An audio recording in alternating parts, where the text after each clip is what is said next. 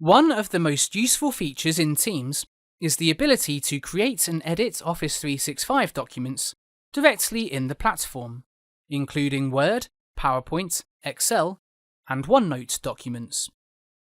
To create a new document, navigate to the appropriate channel in your team. This might be a channel for group work, for example. Then go to the Files tab.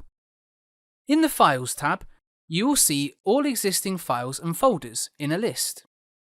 When you create a file, you will be able to access it from this list every time you navigate back to the channel. To create a file, click the New button and select the document type in the drop-down menu.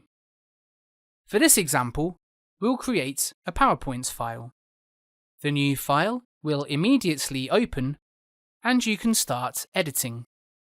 In this PowerPoint, you can edit in the same way you would using the PowerPoint app, by adding and removing slides, inserting text, images and links, and adding animations. All changes will be saved automatically. Others can also open the file and edit it at the same time. You can see who else is in the document, and you can also see where they are and what they're editing. All changes are saved automatically.